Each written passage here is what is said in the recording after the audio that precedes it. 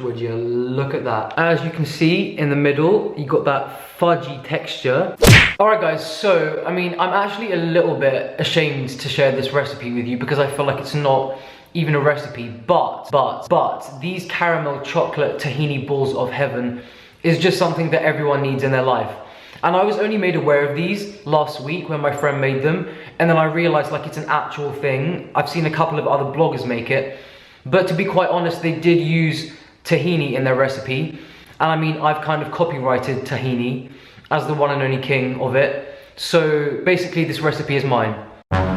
Yeah, the other day when I was at my friend's house, she makes like she makes the most amazing like raw gourmet desserts, and then she pulled out of the freezer these little chocolate caramel nuggets of heaven, and I've been making these on repeat like non-stop. So I thought, do you know what, yeah, I've just got to share these with you. It's my responsibility to let you know about this sweet, healthy dessert that is actually very like nutrient dense as well, but it tastes like, it's like a mix between a Snickers and Mars bar. So we're gonna make it today, and trust me. Hold on guys, my agent's calling me. Hi mum. Yeah, I'm just filming though. What do you mean for what? For Pornhub? Anyways, back to the recipe. By the way, if you don't like tahini, I mean, number one, what the fuck is wrong with you? But number two, if you don't, you can fill the dates with either peanut butter or almond butter, and both of them are like still totally delicious. So I don't know why, but I find breaking chocolate like incredibly therapeutic. I mean, I find it more therapeutic eating it, but by the way, this is good quality.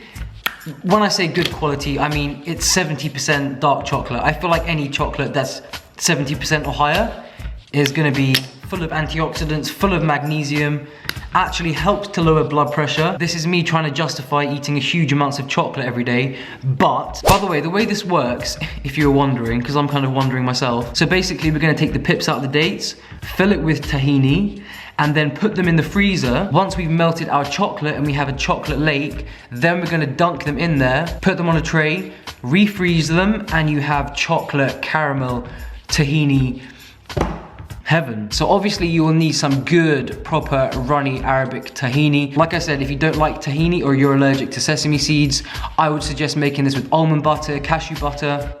It all works. And then, just for a little garnish, I've got some desiccated coconut and some crushed pistachio nuts. I might also sprinkle them with some hemp seeds as well. That's what I did last time. I'm warning you right now though, these are very addictive. See, I have such a tendency to just break the whole thing in half, but you've got to be a little bit careful. So kind of like that. I'm gonna make a little boat, if you know what I'm saying. And the best part, we just fill it with some liquid gold. Oh yes. Gonna try and get as much in there as possible. Just like that. See? Beautiful. Alright, you get the gist of it, so I'm gonna make the rest. And I'll be back with the next step. So yeah, these are ready to go in the freezer. I'm not gonna lie, it's kind of fidgety, does take a while. So yeah, maybe blast some music while you're doing this to pass the time. I was listening to an audiobook, otherwise known as Amanda on WhatsApp. Anyways, all right, these are gonna go into the freezer for 30 to 40 minutes. When they come out, the tahini will have solidified a little bit. Then we can dunk them in the melted chocolate and you know the rest. Look at that silky lake of dark chocolate, head first. All right, so these have been in the freezer for about, I don't know, that's probably like 30 minutes. Nice and firm. And as you can see, the tahini has solidified and they are ready to be dunked in this dark chocolate lake. Let's get dunking.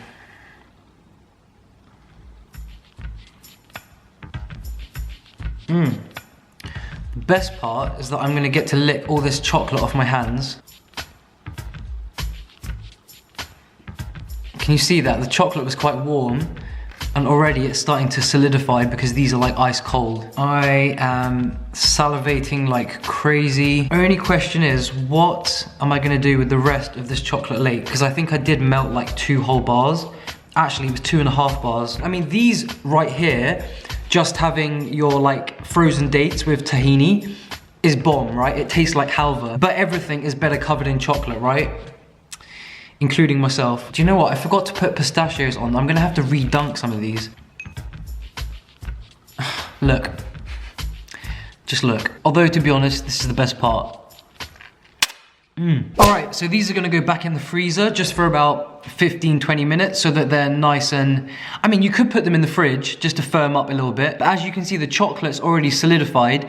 It's almost like you get that crack. Remember like that crack when you have a Magnum, when it's like, you know, the chocolate on the outside and you get that like thin layer of chocolate crack. Love it. Anyways, I'll be back in about 10-15 minutes with the final result.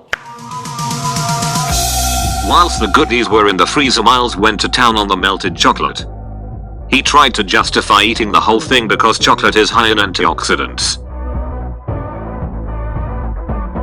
We all know he loves a glorified splurge. What a fucking idiot. Alright guys, they are ready. Oh my gosh, would you look at that. Alright, so, I mean, these are like, you get the, you know, like the crack. Do you remember the crack of like, maybe before you were vegan when you used to eat like Magnums? I mean, they have vegan Magnums now, but that like thin layer of cold chocolate crack and then something creamy in the middle. That's exactly what this is. Yeah, like I said, you can put anything on top, I mean, within reason. I just put some coconut and pistachio nuts. You could of course put hemp seeds or walnuts or pecan nuts, or actually dried cranberries would be really good too.